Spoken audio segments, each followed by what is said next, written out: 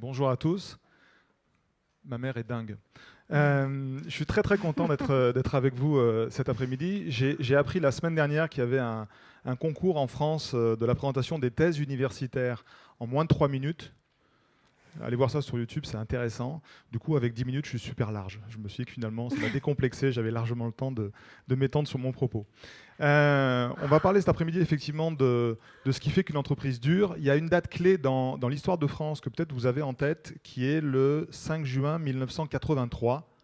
Je ne sais pas si vous situez cette date dans l'histoire. C'est une date extrêmement importante. C'est la date de la victoire de Yannick Noah à Roland-Garros. Donc c'est une date historique, puisque ça fait 33 ans qu'on attend qu'il se passe quelque chose de ce côté-là. Il y a également quelques dates clés dans l'histoire espagnole. 2005, 2006, 2007, 2008, 2010, 2011, 2012, 2013 et 2014. C'est les 9 victoires de Rafael Nadal à Roland-Garros.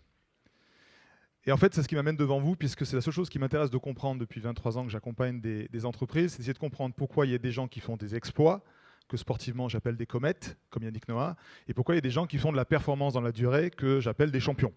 Et pour les entreprises, c'est exactement pareil. Des entreprises qui démarrent, qui sont des jolis bijoux, des jolies startups avec une belle idée d'innovation et qui ne traversent pas forcément les années et qui périclitent assez rapidement. Et moi, mon obsession, c'est d'essayer de comprendre ça et d'essayer d'accompagner modestement les entreprises vers la durée pour devenir plus des champions que des comètes. Alors, pour essayer de comprendre d'où ça vient, cette notion de durée, on va revenir à la genèse du système. Quand une entreprise se crée, en fait, il y a un fondateur ou plusieurs fondateurs ensemble et il y a une espèce de creuset comme ça dans lequel se mélangent plusieurs choses. Il s'y mélange une idée, en général innovante, de produits, de services, de ce qu'on a envie de faire. Il s'y mélange les valeurs du dirigeant, effectivement, qui va mettre son propre système de valeurs à l'intérieur du système. Si je vous parle des valeurs, ça peut vous paraître quelque chose d'assez infini et insondable, alors que si je vous demande quelles sont les 3 valeurs que vous aimeriez laisser à vos clients ou à vos enfants, assez rapidement, vous allez me dire c'est celle-là, celle-là, celle-là. Donc finalement, il n'y en a pas des dizaines de valeurs, il y en a 2 ou 3 que fait vivre un système. Et puis le troisième point important, et ce qui m'intéresse le plus, c'est la mission. C'est-à-dire qu'en général, un fondateur d'entreprise, il a une plus-value à apporter au marché. Il y a quelque chose qu'il veut apporter en plus. Et ce n'est pas toujours clair et pas toujours très formalisé, mais en tout cas, il intuite qu'il y a une valeur ajoutée liée à son service ou à son produit. Je fais un footing avec mon voisin qui veut s'installer comme pisciniste. Il vient d'une grosse société de piscine. Et donc, j'essaie de lui faire creuser quelle est sa mission. Et je lui dis, c'est quoi tes piscines? Il me dit, c'est des grands trous avec de l'eau. Bon, ça jusque-là, j'imaginais bien. Mais qu'est-ce que tu vas apporter au marché? Et il me répond, comme souvent le dirigeant qui crée, par le business plan. Il me dit, je pense que dans la première année, je vais en vendre et je vais en faire au moins 10.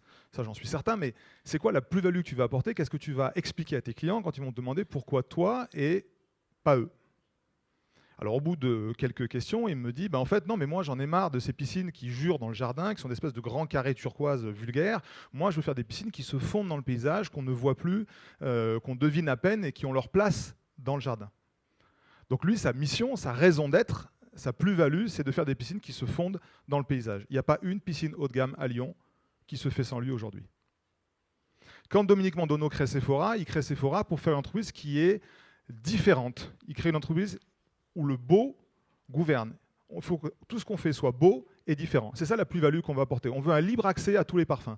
Donc on va mettre des touches à sentir de partout, on va mettre des flacons d'échantillons de partout, ce qui est extrêmement révolutionnaire à l'époque, et surtout on va laisser la cliente cheminer et choisir ses parfums par ordre alphabétique. C'est une totale révolution à l'époque de dire à Chanel, vous serez à tel endroit et non pas là où vous voulez.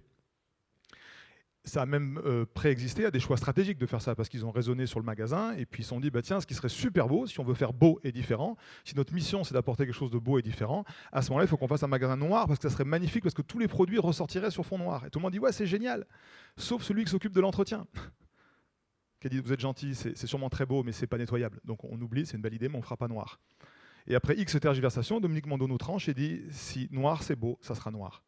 Et c'est un des rares réseaux qui a une équipe de nettoyage qui nettoie tout le magasin, qui vide tous les matins pour tout remettre, pour que ce soit joli et esthétique.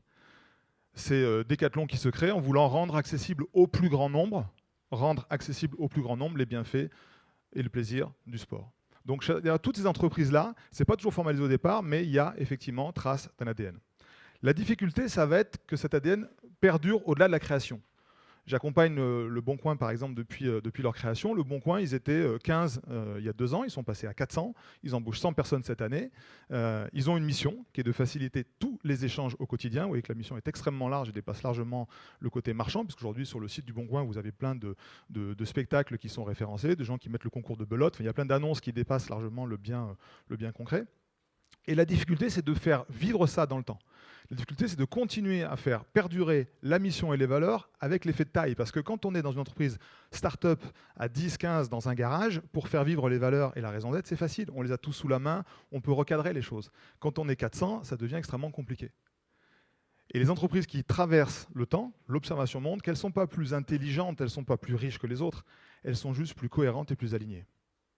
Parce qu'en fait, vous avez entre ces 2 morceaux d'ADN, là, la suite de l'histoire qui va arriver. C'est-à-dire que Enchâsse canalise dans l'ADN la vision, les différents projets de l'entreprise, et puis la stratégie qui définit le comment on y va.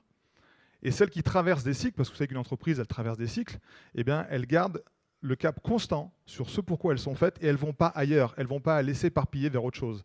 On citait tout à l'heure LVMH, moi je travaille avec la maison Krug.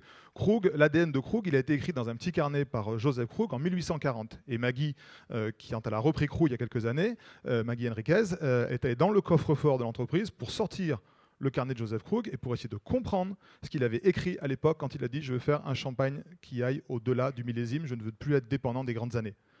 Et pour ceux qui connaissent la Grande Cuvée, c'est un champagne qui est largement au-delà du millésime. Mais pendant des années, ils avaient cru que c'était... Et ils étaient totalement fourvoyés en termes de positionnement parce qu'ils étaient totalement écartés de l'ADN d'origine et ce n'était pas du tout l'univers de Krug. Donc la difficulté, c'est ça, c'est de l'écrire. Ce n'est pas formalisé dans les premières années. Et l'écrire, ça permet de traverser les cycles. Parce qu'en fait, si vous écoutez bien Yannick Noah, tout le drame de ce garçon, c'est que le projet de sa vie, c'était gagner Roland-Garros. Et tout le drame de ce garçon, c'est qu'il commence sa vie par atteindre son projet. Et il vous dit, j'ai pris un mur à 300 km/h. J'ai fait une dépression nerveuse terrible derrière et j'ai compris en fait que le record, le titre ou la médaille ne peut pas être le projet du champion. Pourquoi ? Parce que c'est atteignable. Et son enseignement à lui, c'est que la seule chose que peut poursuivre le champion pour durer, c'est le chef-d'œuvre. Le chef-d'œuvre, c'est Donovan Bailey à Los Angeles, qui devient l'homme le plus rapide en course de fond, en course de sprint, pardon, et à qui le journaliste dit « Bravo, vous êtes premier ». Il dit « Ouais, mais j'ai pas fait la course parfaite ». Et tous les sportifs qui durent et toutes les entreprises qui durent ne sont pas des entreprises qui font des coups, qui courent après tel ou tel placement ou tel chiffre d'affaires. Souvent, quand vous écoutez un patron et vous dites « c'est quoi ton projet ?», il vous répond « moi, mon projet, c'est ça. C'est plus 10 ». Mais plus 10, ce n'est pas un projet, c'est un budget. Tu vas le faire. Ouh, j'ai arrêté le truc. Hop. Et donc, la mission, courir après cette mission, ça permet d'enquiller les projets les uns à les autres. Et vous avez compris que plus on démarre tôt sur le suivant, moins on descend bas et moins ça va durer, la chute. La mission, c'est ce qui permet de garder le cap. Et Noah nous le dit aussi pour un sportif, si le projet du sportif, c'est le chef-d'œuvre, à ce moment-là, les titres ne sont que des jalons sur son chemin. Je crois que Rafael Nadal n'a pas encore dit qu'il avait fait le match parfait, donc on a encore un petit peu de temps devant nous. Merci beaucoup.